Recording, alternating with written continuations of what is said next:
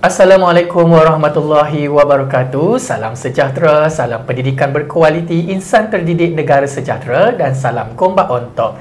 Hari ini saya perkenalkan diri saya terlebih dahulu. Saya Muhammad Yassin Harha bin Arsalan daripada SMK Hillcrest yang akan bersiaran secara langsung di dalam program Geografi SPM Gombak on Top dengan tema Geografi A+ Tinggi Aspirasi Lestari. Untuk hari ini kita akan bersiaran secara langsung, secara lebih santai dan saya tidak secara berseorangan. Dan bersama dengan saya pada hari ini, saya perkenalkan di sebelah saya adalah Encik Muhammad Farid bin Muhammad Fauzi, datangnya daripada SMK Sungai Kertas.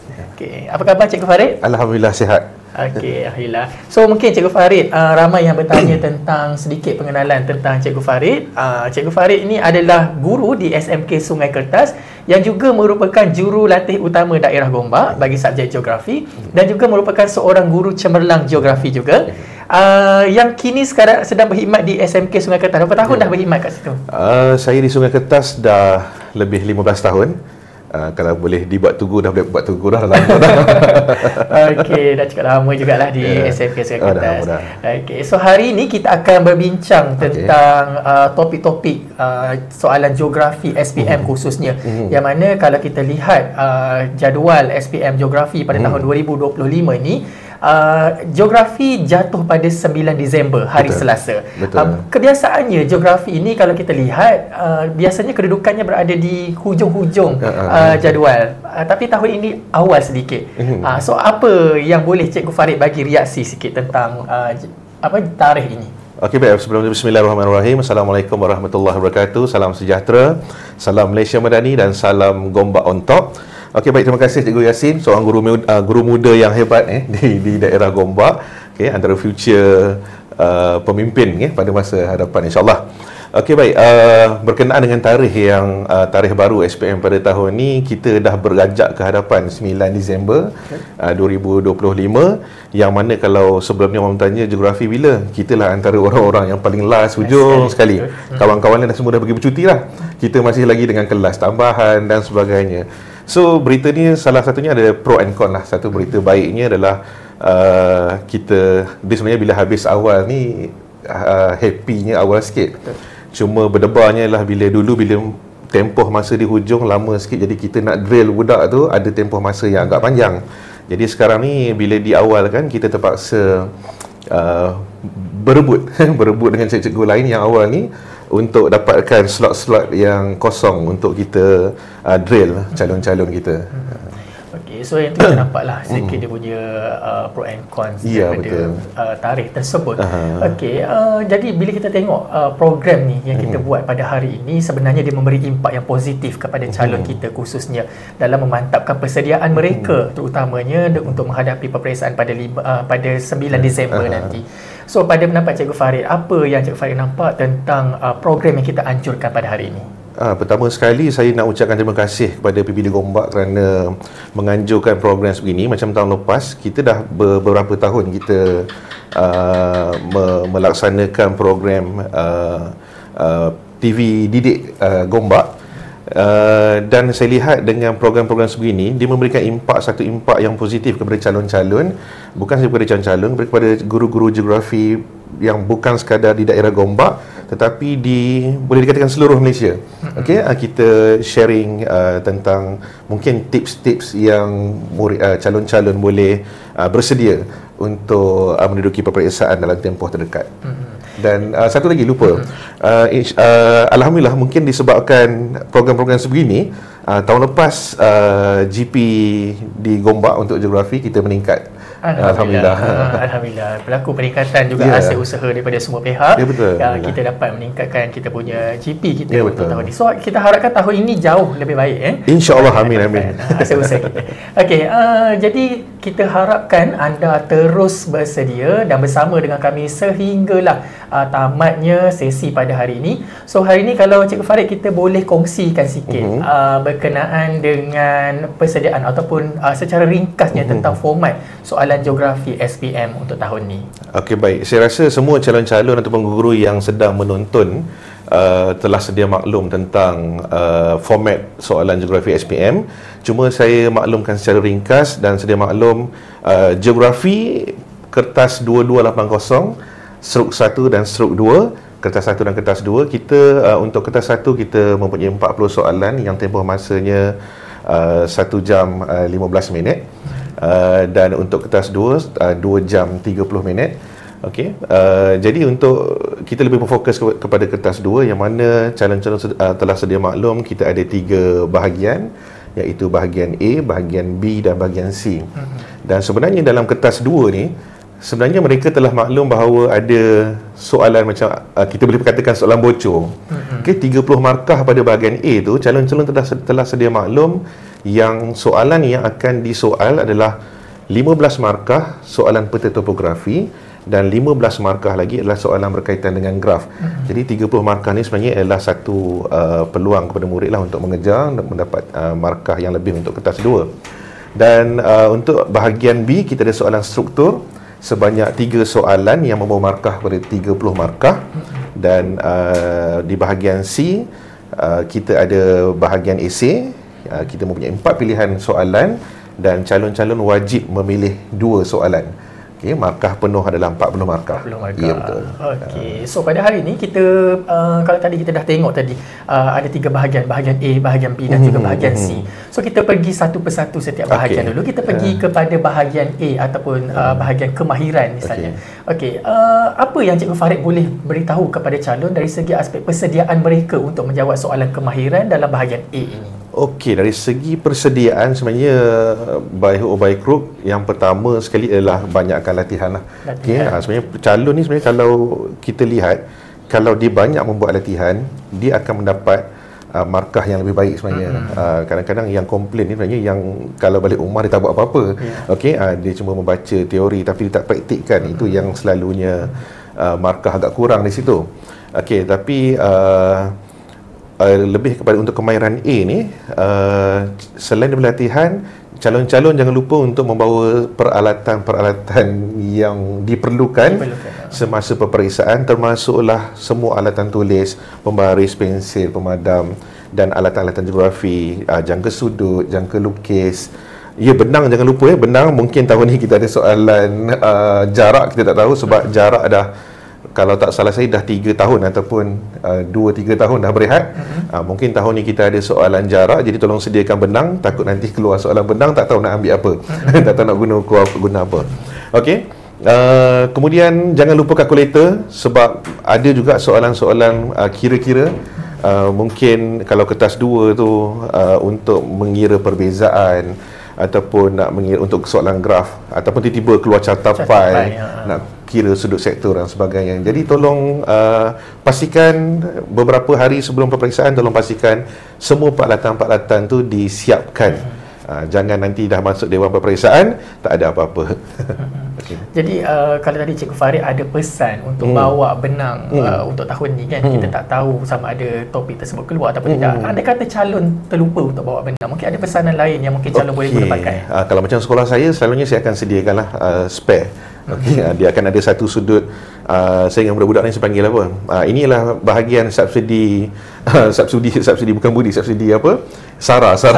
Mana-mana yang tak mampu, yang tak ada, ameh jumpa saya. Bukan tak mampu, kadang dia lupa bawa. Dia lupa bawa. Sebab kadang-kadang macam kita pula cikgu ni yang semangat nak exam kan. Tapi tak apalah, untuk anak-anak ni kita sediakan apa yang patut supaya peperiksaan tu berjalan lancar, insya-Allah. Okey, insya-Allah.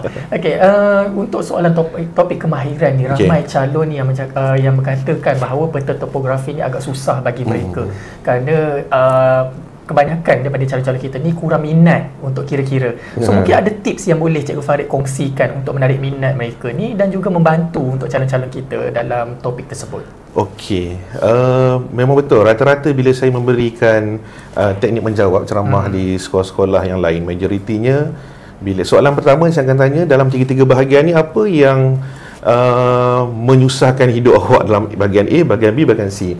Dan majoriti yang menjawab adalah bahagian A. Saya tanya kenapa tak suka? Kenapa tak suka bahagian A? Padahal bahagian A tu 30 markah tu, awak dah tahu dah soalan apa nak keluar. Dia kata, alamak cikgu, banyak sangat kira-kira tu. Kami tak suka maths kata. Tak suka kira-kira. Okey, jadi untuk makluman, untuk bahagian A, yang melibatkan kira-kira tu markahnya hanyalah 4 hingga 5 markah saja daripada 15 markah. Okey, tetapi keseluruhan 15 markah. Jadi 10 hingga 11 markah tu adalah soalan-soalan yang berkaitan analisis peta topo, berkaitan dengan kepentingan ataupun kesan ataupun soalan-soalan kebat. Jadi andai kata dia kata dia tak minat kira-kira, dia ada 10 hingga 11 markah lagi untuk dia kutip di bahagian A, di soalan 1 bahagian A.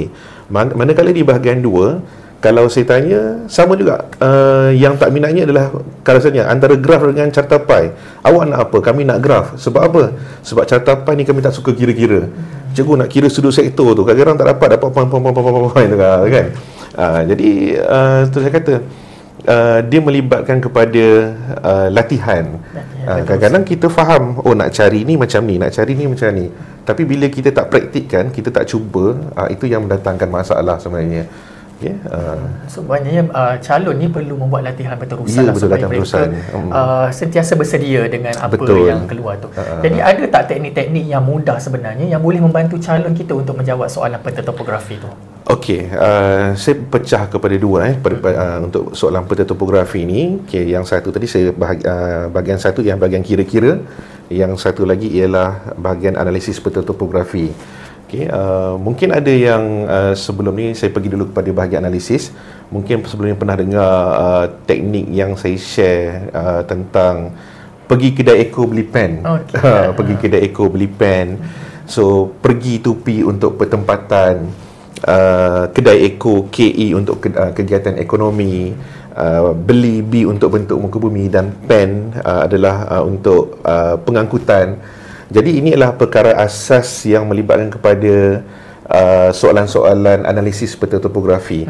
Jadi mereka boleh guna ni untuk mendapatkan jawapan yang paling mudah. Kerana empat-empat ni, kenapa saya bagi teknik pergi kedai Eko beli pen, dia ibarat empat beradik ni pergi kedai Eko nak beli pen. Tiba-tiba salah seorangnya kena colik. Kena colik tu sebab apa? Sebab dijadikan soalan. Contohnya soalan, mengapakah kawasan A ni pertempatan dia padat? Kenapa ramai orang? So, yang mana yang daripada 4 orang tu, yang mana yang ada kena-mengena dengan pertempatan? So, yang P tu lah pergi pertempatan. So, automatik yang kena colik ni kita tutup. So, kita tinggal apa? Kegiatan ekonomi, bentuk muka bumi dengan pengangkutan. Jadi 3 yang tak kena colik ni, dia yang kena bantu yang kena colik untuk dijadikan sebagai jawapan. Contohnya, kenapa kawasan ni penduduk dia padat? Oh, sebab bentuk muka bumi dia tanah pamah. Okey, tanah pamah yang rata. Okey, ataupun jawapan kedua, kegiatan, kerana kawasan ini mempunyai kepelbagaian kegiatan ekonomi. Okey, contohnya kawasan perindustrian, perniagaan. Okey, dan bila ada kegiatan ekonomi, dia menawarkan peluang pekerjaan. Okey, kenapa kawasan ini ramai orang? Okey, sebab kawasan ini kaya dengan mempunyai jaringan pengangkutan. Contohnya jalan raya. So secara automatik 3 ni yang tak kena colik ni, dia cuba untuk membantu yang kena colik ni, yang dijadikan jawapan. Sama juga kalau kata kegiatan ekonomi dimasukkan dalam soalan. Kenapa kawasan ni sesuai untuk dijadikan kawasan pertanian padi, kata kan? Okey, so kita masuk. Okey, kegiatan ekonomi dah kena colik. Okey, so sampai masuk pertempatan. Kenapa pertempatan? Oh, sebab kawasan tersebut mempunyai pertempatan. Jadi bila ada pertempatan ni, kita ada penawaran tenaga buruh.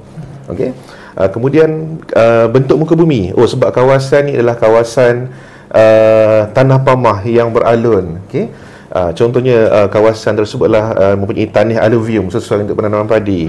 Pengangkutan. Oh, sebab kawasan ni ada jaringan pengangkutan. Okey, so sesuai untuk membawa hasil pertanian dari kawasan pertanian keluar. Okey, contohnya apa? Jalan raya. Jadi dia pimai-pimai tang tu. Jadi berpusing-pusing dia boleh menggunakan kaedah ni untuk analisis peta topo. Okey, yang lain-lain yang boleh digunakan adalah saya kat sekolah anak-anak panggil Cikgu Fafau. Cikgu Fafau, Farid Fauzi. Tapi saya ambil Fafau tu sebagai flora dan fauna. Okey, so ada juga soalan-soalan tentang kepentingan tumbuh-tumbuhan semajadi. Kadang-kadang dalam peta topo ni dia ada kawasan hutan simpan, hutan rizab, ladang hutan ataupun kawasan tumbuh-tumbuhan semajadi. Dia antara kepentingan tumbuh-tumbuhan semajadi ataupun kesan penerokaan kawasan tersebut. Jadi kedua-dua ni boleh menggunakan kaedah ataupun teknik Fafau. Okey, FAFAW ni ialah yang pertama sekali kalau orang tanya apakah kepentingan tumbuh-tumbuhan menjadi, wajib jawab dulu yang pertama. Habitat, flora dan fauna. Confirm calon dapat 2 markah. Habitat, flora dan fauna. Flora 1 markah, fauna 1 markah. Jadi daripada situ barulah kita huraikan apa daripada flora, daripada fauna tu, apa lagi dia boleh bagi, kepentingan yang diberikan. Saya selalu saya suka diingat sebatang pokok je. Katalah saya sebatang pokok ni, kalau pokok balak ni jual mahal ni, besar ni kan. Membayangkan sebatang pokok kan. So bahagian kepala ni bahagian daun. Okey, daun. So bahagian badan ni adalah bahagian batang pokok. Okey, tu saya kata ni kalau ni jual ni mahal ni, besar saiz besar ni kan.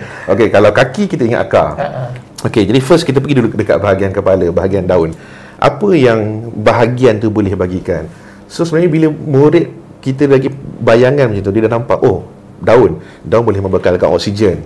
Okey. Oh, daun boleh menyerap karbon dioksida. Okey, melalui proses apa? Proses fotosintesis. So, ekosistem akan seimbang.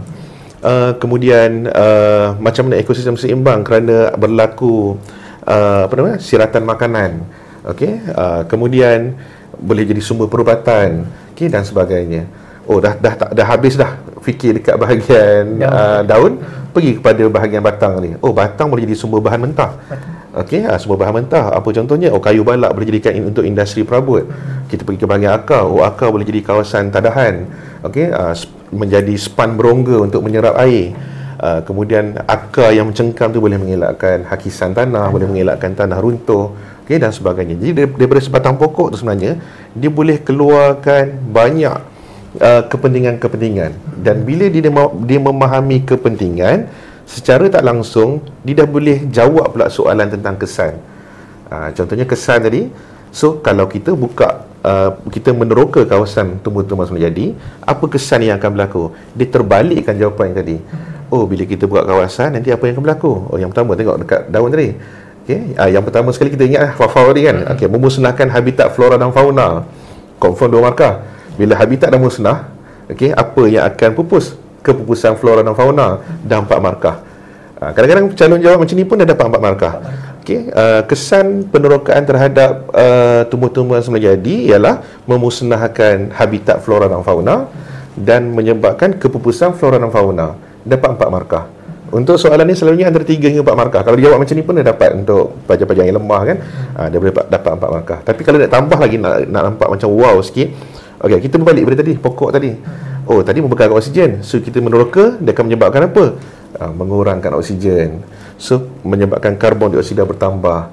So bila oksigen berkurangan, apa yang akan berlaku? Suhu akan meningkat. Sebut tentang suhu, saya lupa tadi. Ramai calon-calon kita yang suka bila sebut bila banyak pokok dia akan menyejukkan suhu. Oh, itu selalu calon-calon kita jawab itu. Jadi terpaksa buang siap-siap menyejukkan suhu tu. Set dalam otak ialah menyederhanakan suhu. Okey, dia bukan menyejukkan suhu, menyederhanakan suhu. Kena ingat betul-betul tu. Sebab ramai sangat calon-calon, termasuklah pelajar-pelajar saya ni. Okey, kadang-kadang dah belajar 2 tahun. Ada lagi ni seorang dua ni menyejukkan suhu. Saya kata jangan sampai seletak dalam air sikit. Nak bagi sejuk kan. Okey. Okey, so daripada kepentingan tadi kita tukarlah kepada kesan-kesan tadi bila akar dah tak ada kan. Saya selalu membagi bayangan macam ni. Okey, awak bayangkan ada 2 orang. Okey, seorang yang berambut, seorang yang botak. Okey, awak bayangkan saya ambil pasir seletak atas kepala dua-dua orang. Okey, saya suruh pergi mandi. Yang mana kalau Cikgu Yasin, yang mana Cikgu Yasin rasa yang macam pasir tu akan cepat hilang? Yang tak ada rambut tu lah. Yang botak kan, sebab licin kan. So letak air je terus hilang kan. Sama konsep dengan tumbuh-tumbuhan semenjadi ni.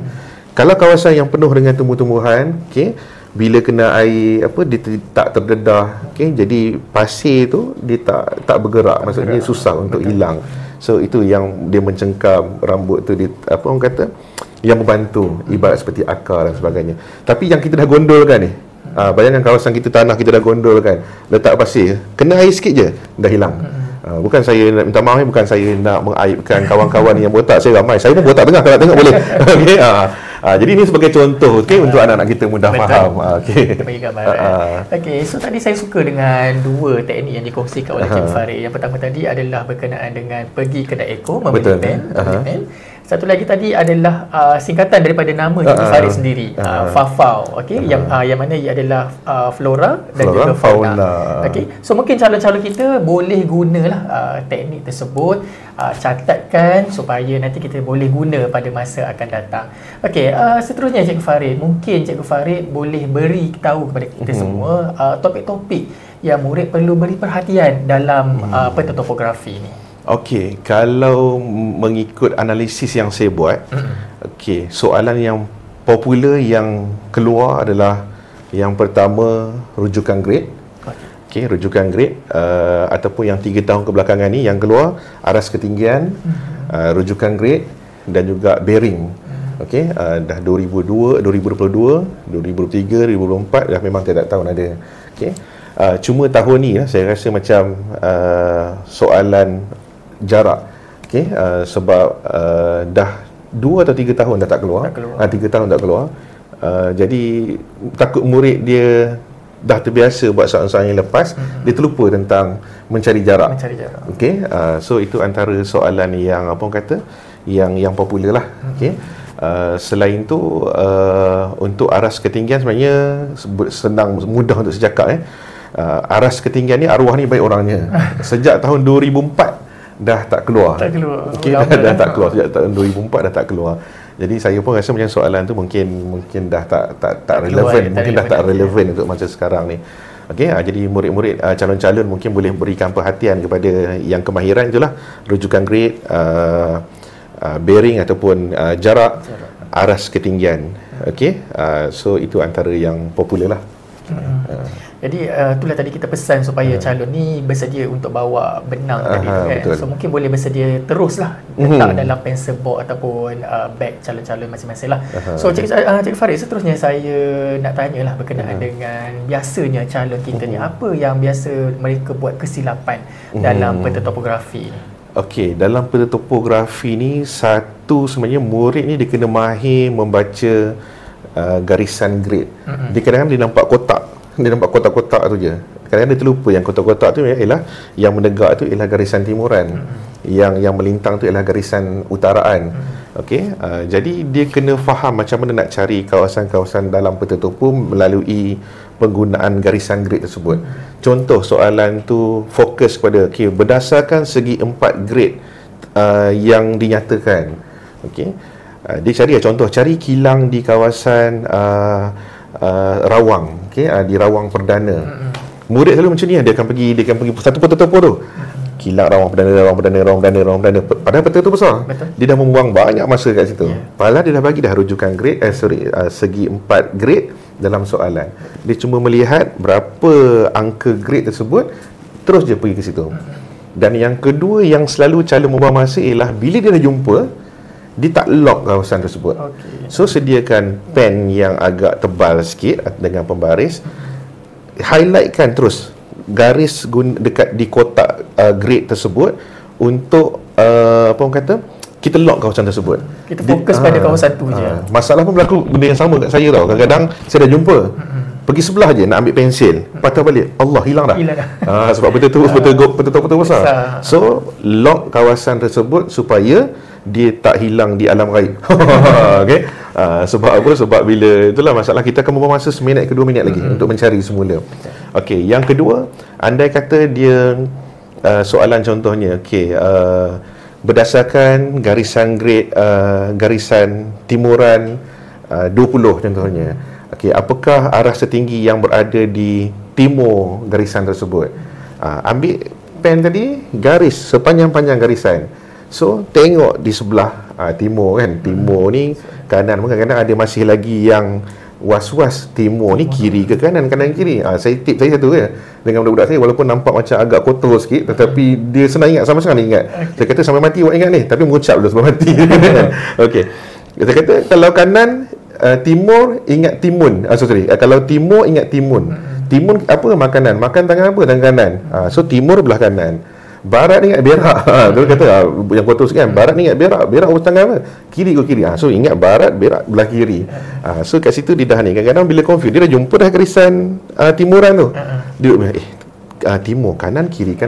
So ingat timun, ingat Jadilah so dia boleh apa kata memudahkan dia, membantu dia. Okey, kemudian yang kedua, antara kesilapan ni kan, kesilapan calon atau yang boleh membantu dia tadi, dia satu, kalau untuk bearing, okey, bearing, majoriti murid dia suka beli protector yang separuh tu. Okay. Separuh. Dan antara kesilapan yang selalu dibuat ialah kalau bearing tu dia mencari di sebelah kiri peta dia, di sebelah barat dia terpaksakan pusingkan protector kan. Betul. Jadi dia dah dapat jawapan yang betul. Tetapi dia terlupa tambah yang 180. Okay. Jadi secara automatik, walaupun kita nampak lah sayang budak ni tak tambah 180 kan, jawapan dia salah. Jadi sebab tu saya menggalakkan calon-calon untuk membeli protector yang bulatan penuh. Sebab dia letak, dia tak perlu dah pusing kiri kanan, dia terus dapat jawapan. Okey, itu yang kedua. Yang ketiga, kalau dalam peta topo ni, dia membuat garisan sudut 90 darjah. Contohnya, soalan tentang carikan bearing dari A ke B. Dia perlu buat sudut yang garis silang tu kan. Okey. So garis silang tu kadang-kadang dia tak menegak ikut garisan grid yang dibuat dalam peta. Contoh ni garisan grid dalam peta, dia garis sengit sikit macam tu. So sengit sikit tu memberikan kesan kepada jawapan dia. Jadi apa-apa tolong garis betul-betul ikut garisan grid yang diberikan. Dan last sekali antara kesilapan yang sudah dibuat ialah untuk stesen trigonometri. Dia segitiga macam ni kan. Okey. Dulu kalau KBSM kita akan letak melintangnya di tengah-tengah. Betul. Okey, so sekarang ni melintangnya di tapak. Di bawah lah. Di bawah, di tapak dia. Okey, so kalau berdapat ni confirm lah dah salah dah jawapan dia. Okey, so letak di tapak, yang menegak garisan timuran masih lagi di tengah-tengah. Cuma yang tapak ni selalunya yang murid selalu salah buat. Itulah antara yang selalu kita jumpa. Itu antara kesilapan-kesilapan yang selalu calon buat lah. Betul. Okey, so kena beringat supaya kita tidak ulang lagi lah semasa menjawab nanti. Okey, seterusnya kita beralih kepada soalan dalam bahagian A, soalan 2 lagi kan. Okey, berkenaan dengan kemahiran graf dan juga carta pi. Mungkin Cikgu Farid boleh bagi penjelasan sikit tentang format soalan ni nanti. Okey. Dia selalunya untuk soalan 2 bahagian A, carta pi ataupun graf, dia akan ada 3 soalan. Soalan 2A yang ni yang saya kata tadi, calon memang kena buat latihan yang latihan yang latih tubi yang banyak lah. Okey, sebab apa? Sebab ni 7 markah. 7 markah besar, 7 markah. Jadi jangan sia-siakan untuk hilang markah dekat situ. Anda kata tak tahu pun, okay, kalau anda kata keluar graf, dia letak tajuk paksi Y, paksi X, label paksi di label paksi Y, ada skala, ada paksi X, belum plot lagi dalam. Dia dah boleh dapat 4 markah dah. Okey, dia dah boleh dapat 4 markah dah. Okey, tapi takkanlah kita dapat 4 je kan. Mesti kita dapat markah penuh, 7 markah. So banyakkan latihan untuk dapatkan markah yang maksimum untuk melukis. Sebab bagi saya memang melukis graf ni, kalau dia faham konsep, sebenarnya mudah untuk dapat 7 markah. Okey, kemudian B, soalan B selalunya berdasarkan tafsiran peta ataupun pola. Okey.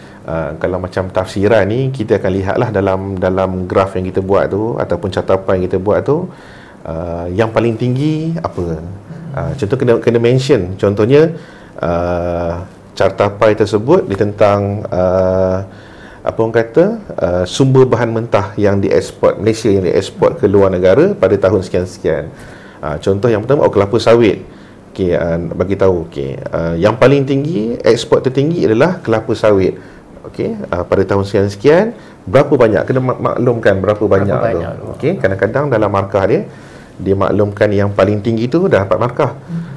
Jumlah tu pun kadang-kadang ada, kadang-kadang dapat markah. Okey, bergantung pada skema. Jadi dah dapat 2 markah kat situ. Jadi jangan tinggal apa orang kata, jumlah dan apa dan berapa tu. Okey. Kemudian boleh nyatakan yang paling rendah berapa pula. Okey, mungkin boleh ceritakan berapa perbezaan tinggi dan rendah. Jurang itu. Kemudian berapa jumlah keseluruhan. Itu kalau tafsiran. Kalau soalan ditanya tentang pola, Pola ni tentang corak. Corak ni bila sebut bila sebut corak ni dia mesti ada meningkat, menaik, menurun, meningkat kan. Okey, so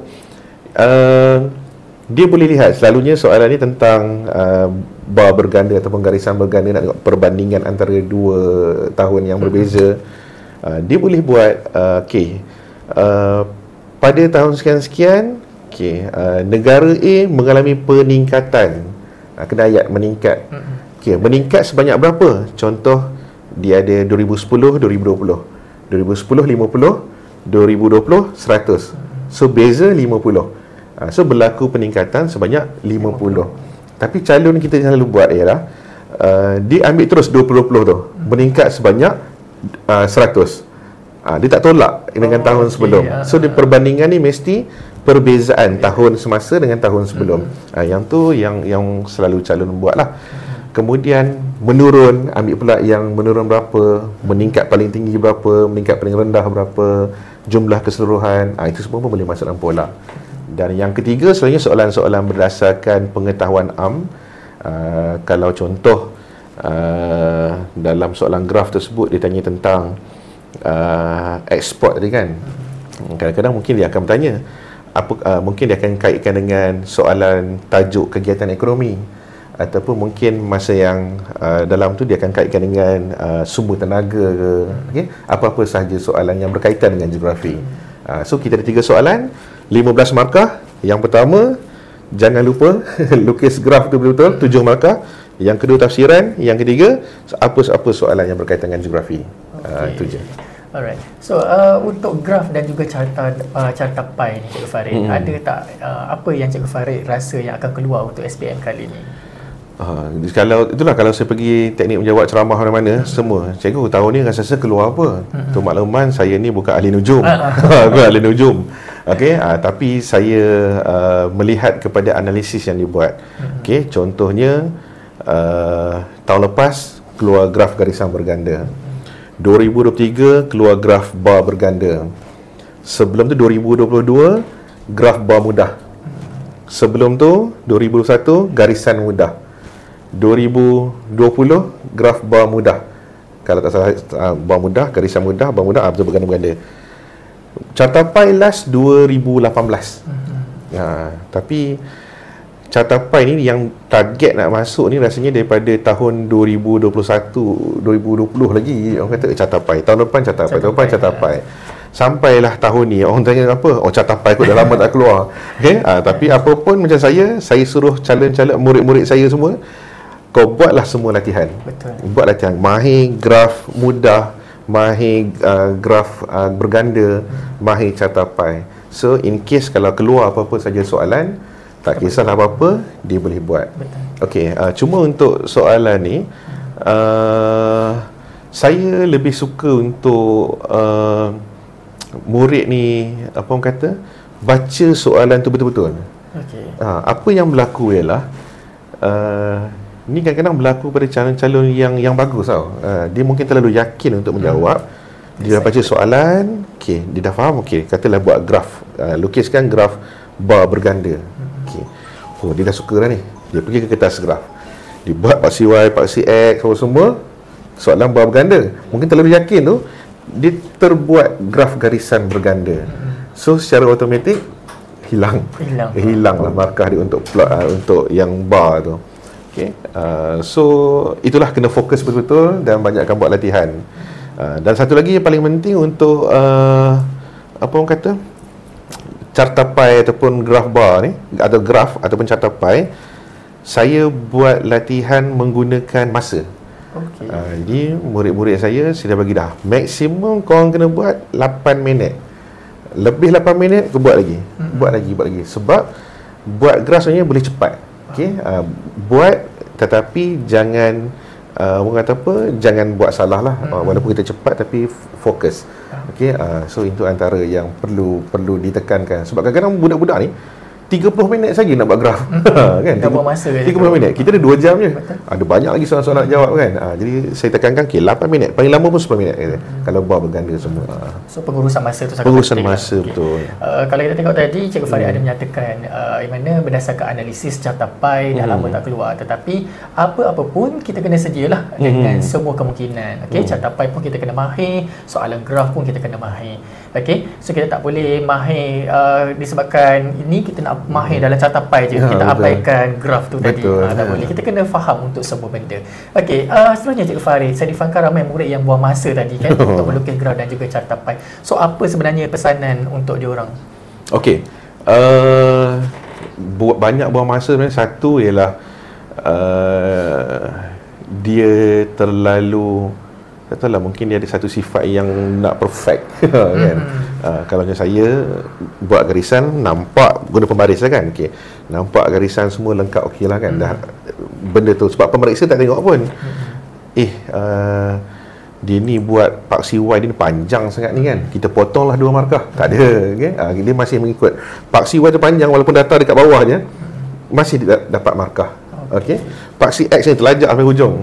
Okey, dah panjang sangat, bar je kat sini je, dia takkan potong markah. Okey, so sekejap lagi dia dah buat terpanjang lah, nak padam balik semua, itu semua membawa masa. Okey, so pastikan apa orang kata cari jalan yang memudahkan diri sendiri. Okey, lagi satu bahagian petunjuk. Okey, masih ramai lagi macam murid-murid saya sekarang dah petunjuk dah ditulis dalam bar ataupun dekat garisan masing-masing, ataupun untuk dalam carta pai terus tulis dalam sudut sektor, okey, untuk menyelamatkan masa. Okey, saya pernah ada pengalaman seorang murid saya, dia ambil seni juga. Memang hebatlah seni dia sebab arwah ayah dia pun memang seorang pelukis. Okey. Dia menghabiskan masa untuk melukis carta pai tu, saya rasa dekat 15 minit kot. Sebab apa? Pai tu dia nak mewarna, ada tone, ada kesan pencahayaan, tarik-tarik dengan jari-jari kan, nak bagi nampak kesan-kesan kan. Oh janganlah, tolonglah, jangan macam tu kan. Saya dah tak lagi argue dengan dia, cikgu ni memang saya memang macam ni cikgu tu, ikut kau lah. Tapi alhamdulillah A juga dia. Okey. So tolong jangan buang masa dari situ, buat yang mana yang wajib kata, yang perlu ada. Okey, itulah. Yang penting kita nampaklah perbezaan bagi setiap betul. So Cikgu Farid, bagaimana tentang soalan 2A dengan 2B tadi tu yang bukan mengenai kemahiran melukis graf dan juga carta pai? Apa yang boleh Cikgu Farid kongsikan? Okey, 2A dan 2B ni tadi saya dah terangkan tadi, yang pasal ini tentang kemahiran graf. Okey, 2B tadi saya dah terangkan pasal tafsiran. Okey, tafsiran. Jadi ada dua, satu tafsiran, satu pola. Jadi murid baca betul-betul soalan, dia nak pola ataupun dia nak tafsiran. Kalau tafsir tu, terjemahkan balik apa yang kita nampak dalam graf yang kita lukis ataupun carta pai kita lukis. Kalau pola, kita terjemahkan adakah berlaku peningkatan, adakah berlaku penurunan, dan sebagainya. Yang 2C, soalan apa-apa soalan yang berkaitan, yang bersesuaian dengan topik dalam graf tersebut. Mungkin dia tanya tentang langkah, mungkin tanya tentang kesan, mungkin kadang-kadang tanya soalan kebat. Contoh macam tahun 2022, kalau tak salah saya lah, tentang ekspor ataupun pengeluaran petroleum. Okey, dia bagi daripada tahun 2012 sampai 2021 macam tu. Okey, so ada part kenapa dekat tahun 2020-2021 tu pengeluaran petroleum ni berkurangan. So kalau fikir logik, kebatnya ialah masa tu COVID-19. Okey, kegiatan ekonomi dihentikan dan sebagainya. Yang tu yang melibatkan kebat lah. Okey, so tadi kita dah tengok bahagian A berkenaan dengan kemahiran. So kita beralih pula kepada bahagian B, struktur. So mungkin Cikgu Farid boleh jelaskan sedikit tentang konsep soalan struktur ni. Okey, so merujuk kepada soalan struktur, kita ada 3 soalan. 10 markah bagi setiap soalan, jumlah markah adalah 30 markah. Dan semua soalan struktur ni dia mempunyai stimulus. Okey, ada stimulus, ada bahan rangsangan. Dan untuk makluman, dah 2 tahun ataupun 3 tahun berturut-turut dalam soalan struktur kita ada soalan plot peta. So maksudnya dekat sini pun bahagian B murid perlu tahu kawasan-kawasan sama ada peta tersebut peta Malaysia ataupun peta tersebut peta Asia Tenggara ataupun yang diberikan peta dunia. Murid kena tahu. Contohnya tahun lepas tak ingat, tapi ada soalan yang dia bagi satu peta dunia, dia lorekkan, warnakan dekat negara China, negara India. Okey, so murid kena tahu dulu apa negara yang diwarnakan tu. So bayangkan Cikgu Yasin, kalau saya tak tahu, saya tengok, saya cuba jawab, jawapannya salah, apa yang akan berlaku pada jawapan-jawapan yang seterusnya? Contohnya, dia nak cerita tentang kepadatan penduduk. Okey, dia letak dekat dia warnakan dekat negara India. Okey, kita sedia maklum mungkin dekat situ kawasan penduduk padat. Tapi murid tersalah tulis penduduk jarang.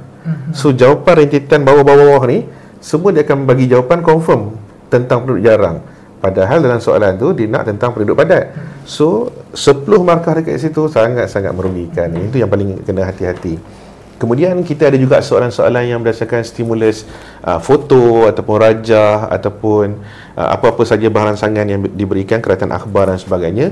Sebenarnya bahagian B ni dia murid boleh menjawab dengan mudah kerana dia ada baransangan tu. Nanti dia apa orang kata, analisis balik. Sebab soalan struktur ni dia lebih kepada analisis. Okey, analisis soalan berdasarkan analisis. So dia kena analisis baru dia dapat jawapan. Okey. So ada tak calon yang sebenarnya mereka perlu tahu tentang kaedah untuk menjawab dengan betul untuk soalan bahagian B ni? Okey. Kalau melihat kepada soalan struktur bahagian B, dia dah bagi stimulus. Selalu kalau kita tengok dekat bahagian stimulus tu kosong sangat, bersih sangat. Dia tak ada buat pecahan-pecahan dia nak keluarkan. Yang saya sebut tadi analisis tadi kan. Kadang-kadang daripada foto ataupun daripada apa-apa bahan rancangan tu, kita dah boleh dapat jawapan dah. Contoh SPM tahun 2021 kalau tak salah saya. Dia bagi satu foto tentang banjir kilat. Okey, ada gambar bangunan, okey, ada gambar tumbuh-tumbuhan, gambar banjir, gambar kereta beratur banyak, ada kereta tenggelam, ada manusia dekat situ yang duduk separuh pinggang dalam gambar tersebut kan. So daripada foto tersebut, analisis dulu, apa yang awak nampak? Okey, contohnya, nampak kereta tak bergerak. Okey, kereta tak bergerak. Nampak apa lagi? Ada manusia dah duduk dalam air, dah tenggelam kan. Ada kereta tenggelam. Ada nampak pokok-pokok pun dah tenggelam. Okey, nampak bangunan tenggelam. Lagi nampak tiang elektrik, nampak apa yang nampak dalam tu. So daripada situ kita dah boleh dah boleh dapat jawapan daripada bahan rancangan tersebut. So contoh dia tanya, apakah faktor-faktor yang menyebabkan berlakunya banjir kilat tersebut? So bila banjir, kita tahu dah sebab hujan lebat.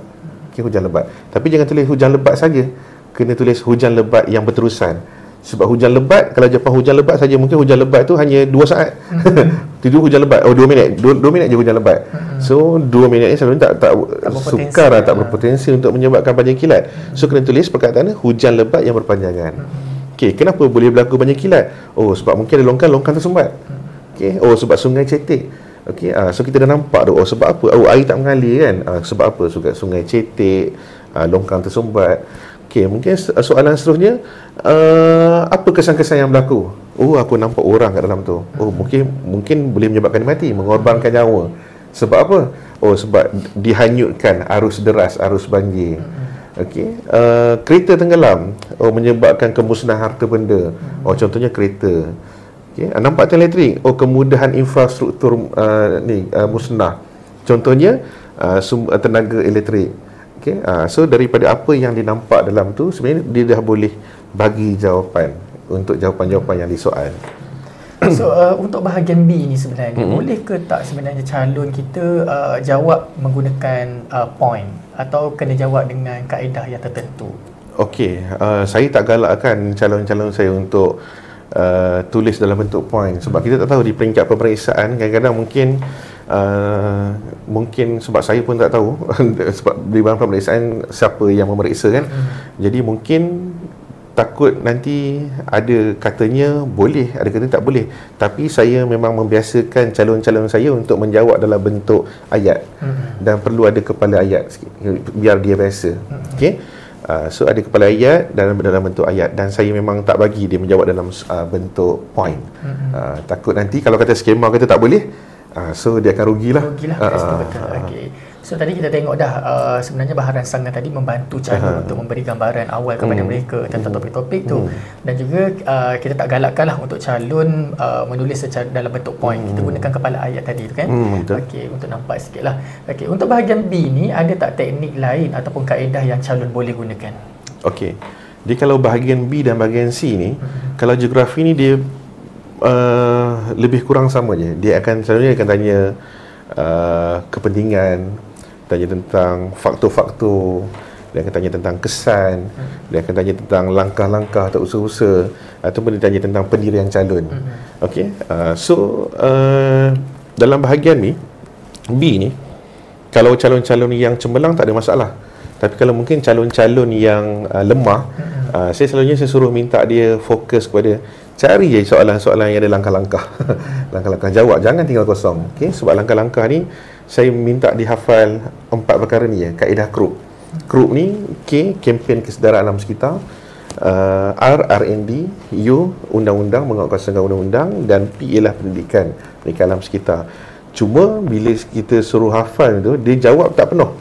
Dan tolong pastikan bila menjawab tu mesti ada kata kerja. Okey, contoh alam kempen kesedaran kan, perlu tulis kat depan mengadakan kempen kesedaran alam sekitar. Kena tulis penuh. Okey, kempen kesedaran alam sekitar. Jangan tulis mengadakan kempen. Kita tak tahu kempen apa. Oh, kempen jom pergi awal ke sekolah ke? Kempen keselamatan jalan raya ke? So kita kena tulis jawapan yang penuh. Mengadakan kempen kesedaran alam sekitar. Nak hurai dia senang je. Oh, kesedaran. Bila kesedaran nak buat apa? Untuk menyedarkan masyarakat tentang tengok soalan tu balik, untuk menyedarkan tentang apa.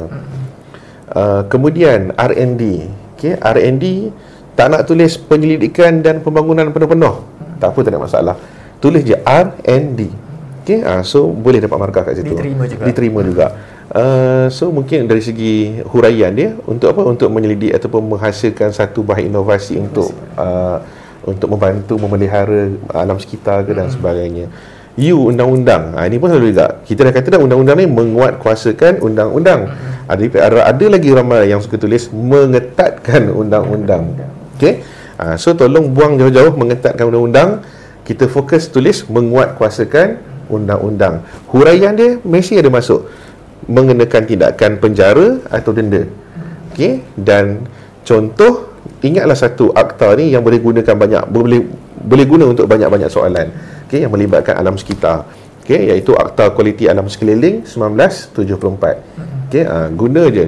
Kalau tentang pembalakan ke pencemaran ke, boleh guna Akta Kualiti Alam Sekeliling 1974. Dan last sekali, mengadakan atau melaksanakan pendidikan alam sekitar. Ini senanglah, bila pendidikan, didik untuk mendidik kita. Okey, mendidik generasi muda ke generasi masyarakat ke untuk tengok balik soalan, apa soalan dia. Contoh macam biasa, mata pelajaran geografi, sejarah, sejarah pula, geografi, sains dan sebagainya. Saya suka tadi dengan jawapan calon yang berkenaan dengan kuasa undang-undang tadi kan, tapi calon jawab mengetatkan undang-undang.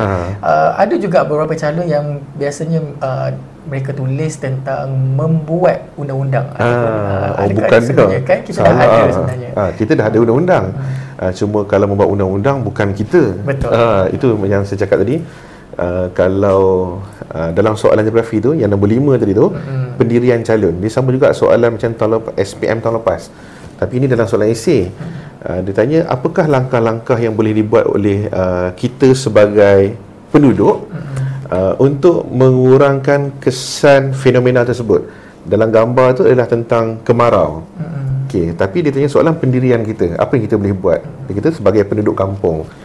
Kalau dalam buku teks nak menghadapi kemarau, kita boleh buat, contohnya nak buat empangan, membina empangan.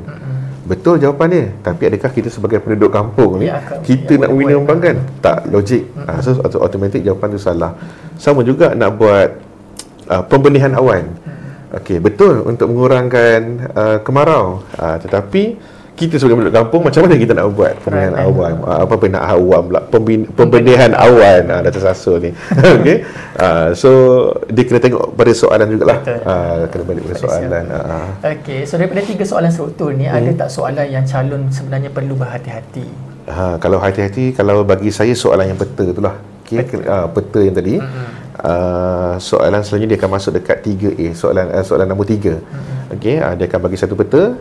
Dia akan plotkan ataupun dia akan bagi lokasi, lorikkan dan sebagainya. Kita kena bagi tahu. Contoh mungkin dia akan tanya macam tahun lepas tak ingat, tapi tahun sebelum tu dia ada tanya tentang iklim. Okey, dekat kawasan ni iklim apa? Kawasan ni iklim apa? Kawasan ni iklim apa? Okey, kemudian bila kita betul dekat 3A yang pertama tu, insya-Allah kita akan betul yang lain-lain. Bahayanya kita dah salah jawapan dekat atas, dia akan memberi kesan kepada bawah-bawah. Okey, kemudian kita pergi pula kepada bahagian C, soalan esei kita. So awal tadi Cikgu Farid ada menyatakan yang bahagian C adalah killer sebenarnya untuk calon. So cuba Cikgu Farid mungkin boleh jelaskan sikit. Okey, kalau saya kalau bila tanya murid, bila tanya calon ni, calon akan cakap dia tak suka bahagian A. Okey, tapi kalau saya sebenarnya paling merisaukan adalah bahagian C, bahagian esei ni. Sebab satu soalan 20 markah. Okey, satu soalan 20 markah, jumlah keseluruhan dia 40 markah. Calon wajib menjawab 2 soalan. Pilihan. Dan bahayanya adalah dalam bahagian C ni, setiap soalan ni kebanyakan dia ada soalan rubrik, soalan kebat, dan calon perlu menjawab dengan tepat, dengan gaya bahasa yang betul, dengan penanda wacana, dengan ada fakta, huraian dan contoh yang lengkap, baru dia boleh mencapai markah 7 hingga 8. Okey, sebab apa? Sebab kalau rubrik ni markah dia ikut aras, ada aras 1, aras 2, aras 3, aras 4. Okey, nak dapat yang paling tinggi ni memang kena perfect lah jawapan dia. Okey, so kemudian bahagian C ni juga, kalau murid salah pilih soalan, kan, dia salah pilih soalan, dia tak mahir soalan tu tapi dia nak pilih juga. Okay, dia pilih secara automatik, sebenarnya dia akan membunuh diri tu. Sebab saya kata soalan C ni killer. Okay, sangat-sangat boleh membunuh calon. Okay, so pilih soalan-soalan yang rasa kita boleh menjawab dengan tenang dan kita tahu untuk menulis fakta-fakta ataupun kita boleh menghuraikan dengan baik. Okey, so kita sedia maklumlah bahagian C ni ada 4 soalan yang mana calon perlu jawab 2 soalan tadi kan, pilihan. So ada tak tips untuk memudahkan calon kita untuk memilih soalan? Takut nanti dia tersalah pilih. Okey, yang pertama, kalau calon-calon yang tidak mahir untuk menjawab rubrik, cari soalan-soalan yang tak ada soalan rubrik. Yang maksudnya rubrik 8 markah. Okey, 8 markah. Okey, tapi saya rasa memang 4-4-nya akan ada. Okey, yang kedua, kalau tak masih ada juga rubrik, cari soalan-soalan yang rasa dia boleh menjawab. Ni saya fokus pada yang lemah lah ya. Dia boleh menjawab. Kalau yang menjawab ni selalunya untuk pelajar saya yang lemah, saya akan suruh dipilih. Cari je soalan-soalan yang ada kesan terhadap alam sekitar, guna teknik Fafawari. Okey, cari sahaja soalan-soalan yang ada langkah-langkah, guna kaedah Krupp tadi. Okey, cuba jawab. Yang atas cuba jawab, lepas tu tawakal yang mana yang dia tak tahu tu kan. Itu untuk mendapatkan markah minimum. Jangan tinggal kosong, cubalah menulis. Sebab saya difahamkan sekarang ni untuk soalan rubrik, dia jawab je walaupun tak tepat, tapi dia cuba menjawab, ada kena-mengena, dia boleh dapat sekurang-kurangnya 1 markah. Jangan tinggal kosong. Cuba je jawab. Okey, so bagaimana cara yang betul untuk menjawab soalan esei ni? Boleh ke macam calon ni kan dia suka buat dalam bentuk point, bahagian B nak buat dalam bentuk point, bahagian C esei ni pun dia nak buat dalam bentuk point tak untuk boleh jimatkan masa. So diharamkan. Cikgu Farid ada nasihat kat situ. Okey, untuk bahagian C ni saya senang kata sebab bahagian esei, menulis mesti dalam bentuk esei. Memang diharamkan langsung. Okey, andai kata calon menulis dalam bentuk point. Terus tak ada markah. Okey, so jangan orang kata apa, membunuh diri kat situ lah. Okey, jawapan mesti ada kepala ayat. Contohnya soalan, jelaskan langkah-langkah yang boleh diusahakan untuk mengurangkan masalah pencemaran udara. So salin beli ayat dari kepala ayat dia. Antara langkah-langkah yang boleh diusahakan untuk mengurangkan pencemaran udara ialah masuk satu persatu. Lepas tu tulis sama pula. Selain itu, langkah yang kedua ialah cerita macam esei. Macam kita buat BM tu. Yang pasti kena susun elok-elok. Kena susun elok-elok. Terutamanya bahagian rubrik. Kalau bahagian rubrik, kena buat perenggan. Buat perenggan cantik bagi faham. Okey, macam tadi Cikgu Farid juga ada bagi tahu tentang soalan rubrik kan. So mungkin Cikgu Farid boleh jelaskan teknik menjawab soalan rubrik yang berkesan. Okey. So untuk rubrik ni saya menggalakkan calon-calon untuk menjawab dalam bentuk perenggan macam saya cakap tadi kan, untuk perenggan. So saya suka mereka membuat sekurang-kurangnya 4 perenggan. So maksudnya akan ada 4 isi, 4 fakta, 4 huraian dan 4 contoh. Contohlah soalan tersebut tentang huraikan langkah-langkah untuk mengurangkan pencemaran di Sungai Kim Kim contoh kan. Okey. So kita bolehlah buat contohnya perenggan pertama, buat dalam bentuk perenggan macam BM tu. Okey, antara langkah-langkah yang kita boleh laksanakan untuk mengurangkan pencemaran air di Sungai Kim Kim ialah masuk. Saya ambil contoh kaedah group dia. Yang pertama ialah mengadakan kempen kesedaran alam sekitar. Fakta. Titik. Masukkan huraian. Kempen kesedaran alam sekitar dapat menyedarkan masyarakat tentang usaha untuk memelihara dan memelihara sungai. Titik huraian dia. Contohnya ialah ambil saja kempen-kempen yang melibatkan sungai. Contohnya kempen cintailah sungai kita. So ataupun kempen hijaukan bumi, ikut nak tanam pokok sekeliling dan sebagainya kan. Sudah ada fakta, dah ada huraian, ada contoh. Dah lengkap satu perenggan. Pergi ke bawah sikit, buat perenggan kedua. Nak selang satu baris pun tak apa. Nak bagi nampak perbezaan-perbezaan tu. Masuk penanda wacana wajib. Selain itu, langkah yang kedua ialah KR tadi kan, group kan. Melaksanakan R&D. So R&D dapat mengkaji ataupun menyelidik ataupun membangunkan sesuatu inovasi untuk mengurangkan pencemaran terhadap sungai. Contohnya masuklah apa-apa benda yang dibuat, contohnya meletakkan perangkap sampah di sungai untuk mengurangkan pencemaran.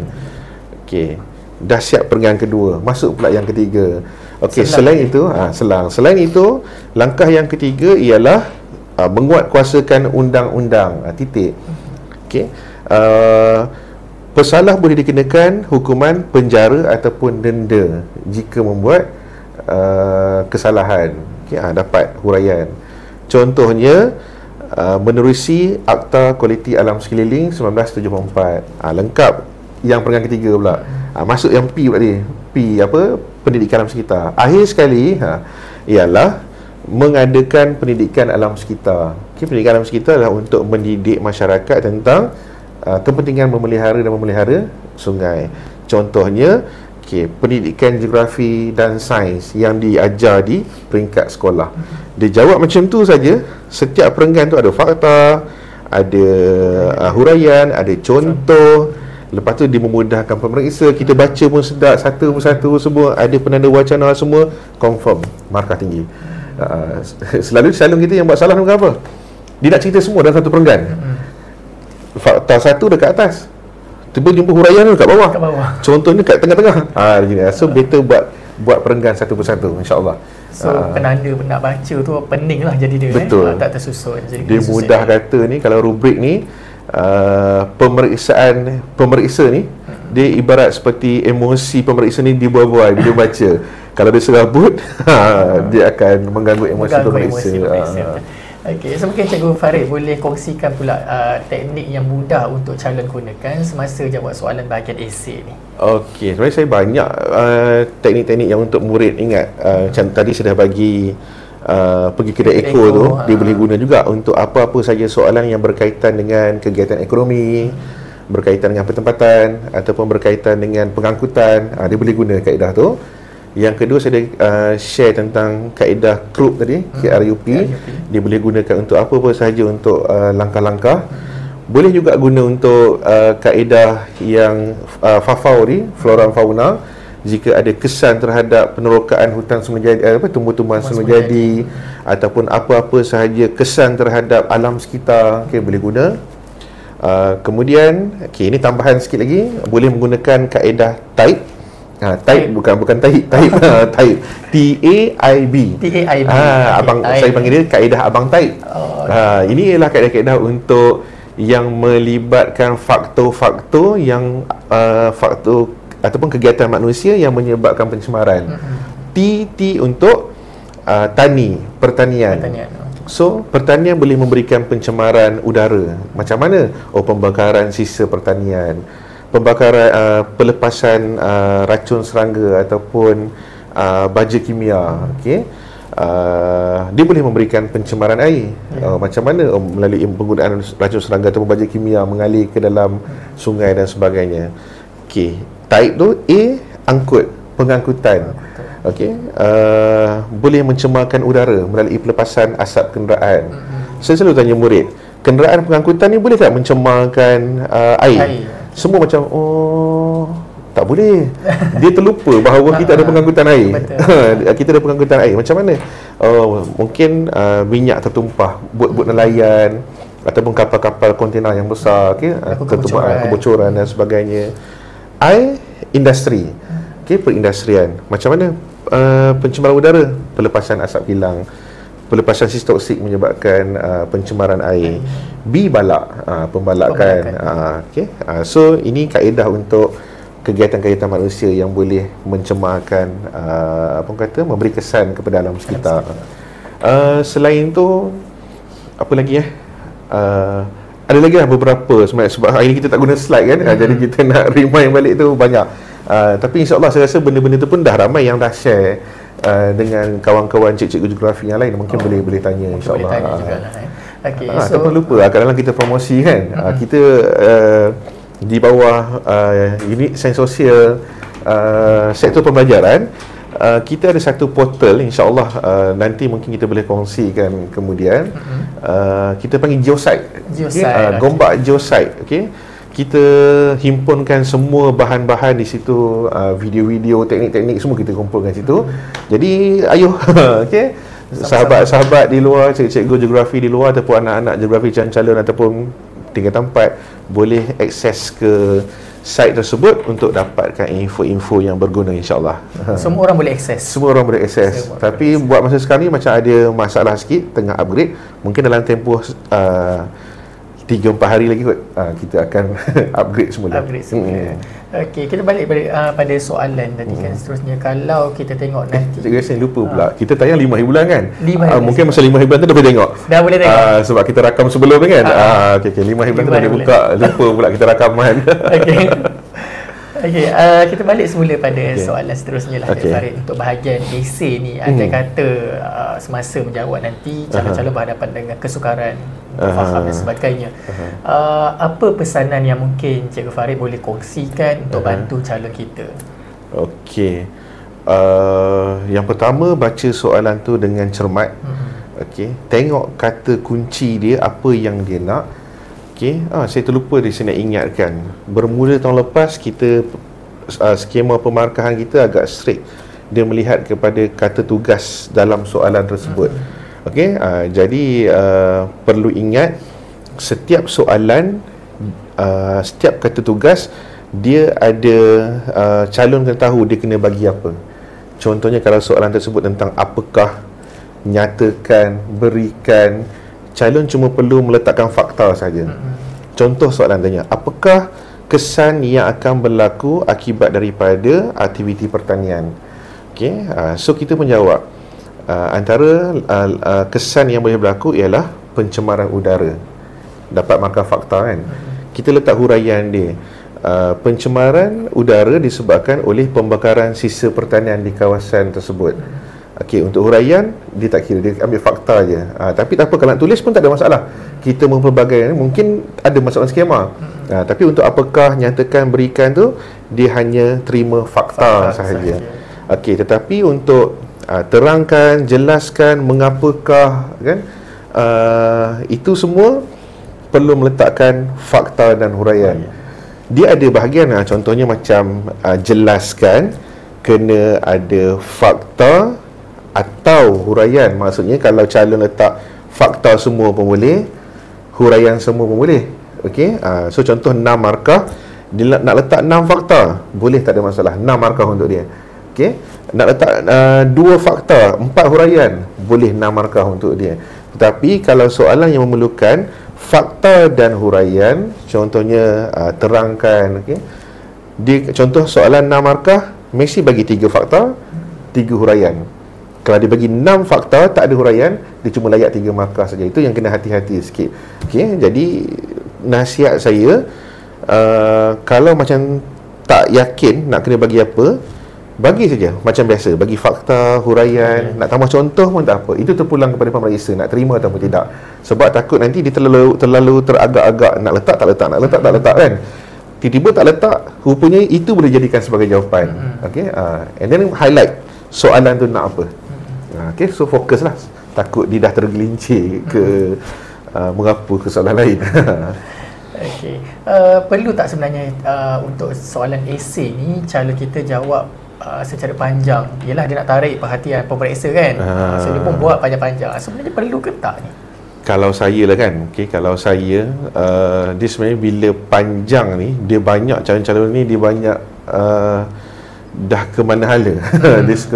Dia suka mengulang balik ayat, dia mengulang balik fakta. Okay, nanti bila macam kat sekolah pun saya tanda kan, yang calon panjang-panjang jawab ni panjang ada, tapi banyak dah awarded AWD sebab dia mengulang fakta yang sama, huraian yang sama kan. Jadi nasihat saya untuk soalan esei, biar sekadar ringkas dan padat, tak perlu pun sampai 1 muka surat penuh ataupun 2 muka surat. Okay, nak bagi nampak yang kita ni wow, rubrik kita ni power apa semua kan, tak perlu. Janji yang macam rubrik tadi ada 4 perenggan yang lengkap, setiap perenggan ada fakta, huraian, contoh, ada penanda wacana, gaya bahasa yang bagus, insya-Allah dapat markah tinggi. Kalau yang soalan yang bukan rubrik, tulislah janji ada fakta dalam tu, ada huraian, ada contoh, dah kira lengkap dah. Okay, so tak payah nak tulis panjang-panjang, sebab panjang-panjang bukan bermaksud kita akan menarik perhatian pemeriksa. Dia sebenarnya kalau panjang-panjang ni, dia akan menyerabutkan pemeriksa. Okey, Cik Farid mungkin boleh bagi sedikit respon lah tentang apa calon kita mungkin dia tersalah tulis kan, bila nak tulis satu benda tu tertinggal satu huruf mungkin. Adakah diterima ataupun kesilapan ejaan kat situ? Okey. Saya teringat lah ada anak murid seorang ni. Okey, tapi saya tak tahulah pemeriksaan ni peringkat kebangsaan, saya tak tahu macam mana lah kan. Tapi bagi saya mungkin lebih kurang samalah. Murid ni baru lepas dia pindah daripada Terengganu. Daripada Terengganu. Okey, dia pindah, kemudian soalan yang saya buat tu berkaitan dengan bentuk muka bumi di sungai. Okey, ada soalan tu tanya Tasik Ladang kan. Jadi dia jawab Tasik Ladang. Tasik Ladang. Okey, Tasik Ladang. So saya pun Tasik Ladang, kita fikir tapi tak terfikir yang jawapan Tasik Ladang. Kenapa budak nak jawab Tasik Ladang tu kan? Okey, lepas tu bila tanya dia, betul cikgu duduk ajar tu Tasik Ladang kan. Tasik Ladang. Lepas tu dia pemikiran dia, ladang. So anda kata mungkinlah benda tu majoriti di Terengganu, ramai yang pemahaman murid di Terengganu macam tu. Saya rasa kemungkinan dia akan jawab di skema nanti pun Tasik Ladang. Tasik Ladang. So mungkin di peringkat kebangsaan nanti, mungkin mereka yang memeriksa tu mungkin dia akan menerima lah benda tu. Dia sama juga macam orang kata apa, murid kan nak eja yang susah-susah kan. Contoh ketak selanjaran mohorovisik. Dia kadang dapat budak ni, dia tahu mohorovisik, tapi ejaan ni tak pasti betul tak. Jadi kadang-kadang mohorosivik lah kan. Tapi asalkan hampir sama dan pemeriksa faham, insya-Allah boleh diterima. Tapi kalau dah mengepek sangat ketak selanjaran Marlboro, dah jauh sangat kan. Tu dah lain lah. Cuma lagi tu saya nak tambah sikit tentang topik-topik yang mungkin murid tak suka, macam mana dia nak buat. Okay. So, tadi Cikgu Farid ada kata topik-topik yang murid tak suka, tapi macam mana dia nak buat. Okay, so mungkin boleh Cikgu Farid kongsikan. Kita nak habis lah. Kita nak habis. Okay, baik. Tahun lepas saya kena kecam tau dengan murid-murid saya. Okay, bila saya dah tengok budak-budak dah keluar kan, saya tanya soalan, soalan bab awal untuk geografi fizikal tak keluar langsung. Pergerakan pad tak ada, batuan tak ada, lulu hawa tak ada, pergerakan jisim saya tak pasti ada ke tak terlepas. Maksudnya dia keluar, cikgu batu tak ada pun, kami dah study banyak kan, lulu hawa tak ada pun kan. Cakap okey, tak apa, baca lebih sikit. Mungkin dia tak tanya kertas 1, dia tanya kertas 2. Budak pun semangat baca ni, kertas 2 pun tak masuk juga. Jadi saya nak pesan lah untuk semua ni tahun ni, tapi kalau tak keluar jangan kecam. Okey, so bacalah sedikit, sebab topik ni murid baca bukan apa, sebab dia tak suka topik tu. Sebab topik melibatkan lebih kepada sains kan. Okey, sebab kebanyakan calon-calon kita ni adalah kelas-kelas yang pertengahan dan juga kelas-kelas belakang. Jadi bila melibatkan sains, contoh macam mana tindakan yang menyebabkan kejadian lulu hawa, yang menyebabkan pembentukan stalagmite, bentuk muka bumi dekat gua dan sebagainya, dia tak suka bab-bab itu. Okey, jadi antara yang tips yang boleh saya berikan adalah, dia sebenarnya kita membaca ni untuk kita memahami. Okey, kita memahami dan guna kaedah-kaedah yang mudah untuk kita faham sendiri dan untuk kita terjemahkan dalam soalan. Contoh yang pertama, tajuk pergerakan plat. Dia dengar tajuk pun dia dah tak suka dah. Padahal mudah je. Plat kita ada dua je, pertembungan ataupun pencapahan. So kalau pertembungan lah kata ni kan, kata saya nak tunjuk contoh saya ni kan, pertembungan ni dia ni kan, bertembung kan, saya bertembung. So nampak ada naik turun kan. Pembentukan banjaran, gunung lipat, banjaran dan sebagainya.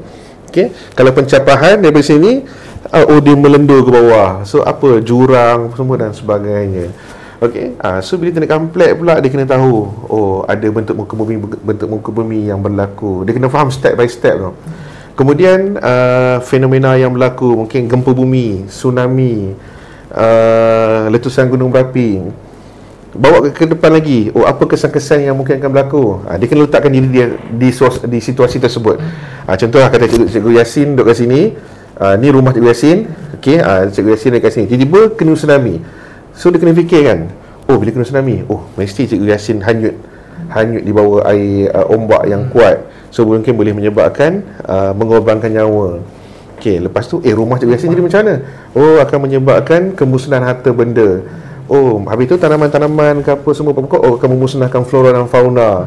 Okey, so gunakan teknik bayangan, membayangkan satu kawasan. Kita fikir apa impak-impak yang akan berlaku. Langkah-langkah macam tadilah, masukkan langkah-langkah yang bersesuaian. Kemudian bukan masuk tu saja, tambah lagi mungkin yang awak tahu.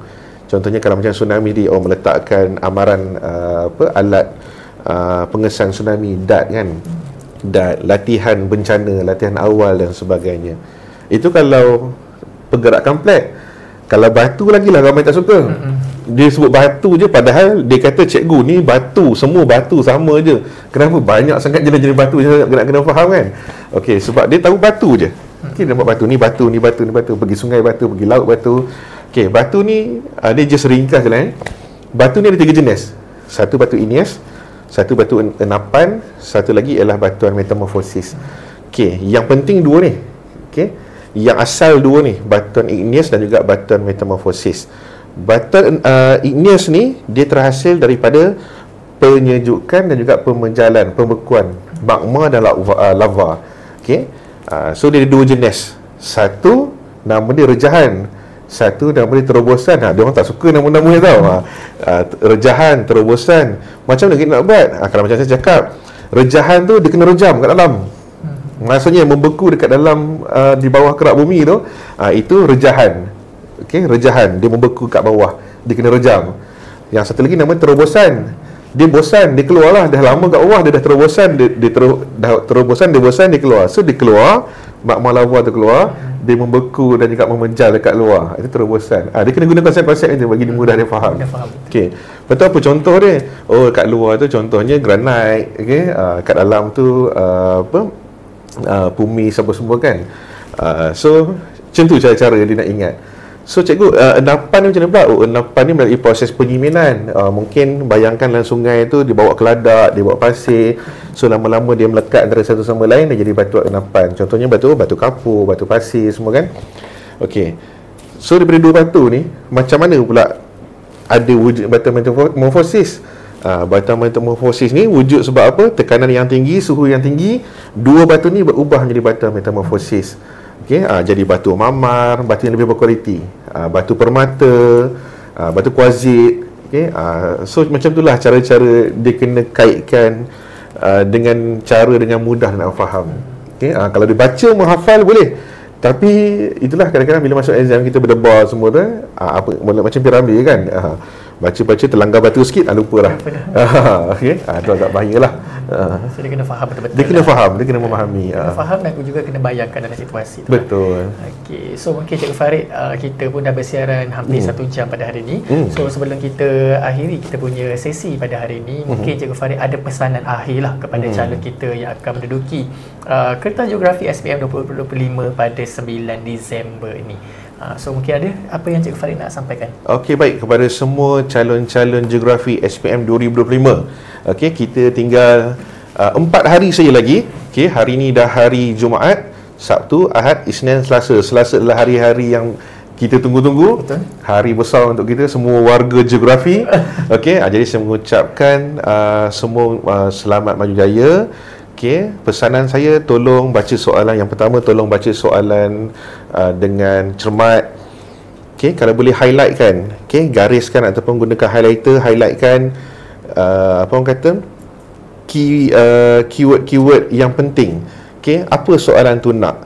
Okey, kena tahu apa perbezaan, kesan dia nak apa sebenarnya, apa faktor-faktor tu apa, langkah-langkah tu apa. Sebab ada lagi calon yang tak dapat membezakan, minta faktor lebih kesan, minta kesan lebih langkah. Okey, kena tahu juga perkataan-perkataan yang kadang-kadang digunakan untuk membawa maksud yang sama. Dia tak guna kesan, dia guna impak. Okey, ataupun dia terus tanya, apakah yang akan terjadi jika. Okey, langkah-langkah mungkin dia akan guna usaha-usaha, ataupun digunakan apakah yang anda boleh lakukan, dan hati-hati dengan ayat pendirian. Okey, pendirian ni maksudnya sebagai seorang ketua kampung, apakah yang boleh dibuat. Okey, so tolong hati-hati dengan tu. Jangan lupa bawa semua peralatan-peralatan yang saya dah cakap tadi daripada awal tadi. Jangan tinggal, walaupun saya faham cikgu-cikgu awak pun ada ruang sudut subsidi SARA nanti kan. Okey, jadi tolong usaha dengan sendiri. InsyaAllah dengan usaha tu akan memberi impak yang positif kepada awak. Okey, dan jangan tinggalkan kosong kertas jawapan. Cuba jawab sebaik yang mungkin. Dan semoga semua calon-calon Geografi SPM 2025, yang mana tak kisahlah sama ada anak-anak Gombak ataupun sesiapa saja yang sedang menonton yang akan mengambil kertas Geografi SPM 2025 pada 9 Disember 2025 ini, semoga cemerlang, semoga mendapat keputusan yang baik, dan semoga semua jawapan yang ditulis sama dengan skema yang akan dikeluarkan. InsyaAllah. Amin. Okey, so terima kasih sebab kerana menonton. Okey, itu saja Cikgu Yasin. Okey, alright, terima kasih banyak kepada Cikgu Farid kerana sudi untuk berkongsi dengan kita pada hari ini. Semoga apa yang Cikgu Farid sampaikan pada hari ini memberi manfaat kepada semua calon SPM Geografi khususnya. So apa yang kita harapkan, semoga tahun ini benar-benar geografi menjadi A tambah. Okey, sentiasa menjadi tinggi dalam daerah Gombak kita untuk tahun 2025. Balik pada tema kita, gatal. Betul, balik pada tema kita, gatal. Okey, geografi A+ tinggi, aspirasi lestari. Okay. Saja bagi yang unik-unik sikit biar semua ingat kan, gatal. Geografi apa gatal kan.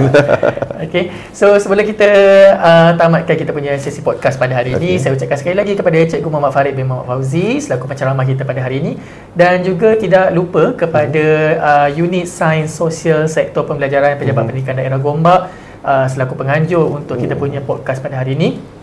Dan juga kita ucapkan ribuan terima kasih dan juga penghargaan kepada unit belakang tabir kita yang bersama-sama untuk menjayakan sesi podcast ini, iaitu unit Sumber Teknologi Pendidikan Pejabat Pendidikan Daerah Gombak. So semoga kita berjumpa lagi. Selamat maju jaya pada 9 Disember 2025. Itu sahaja pada kami. Assalamualaikum dan selamat sejahtera. Bye. Good luck semua.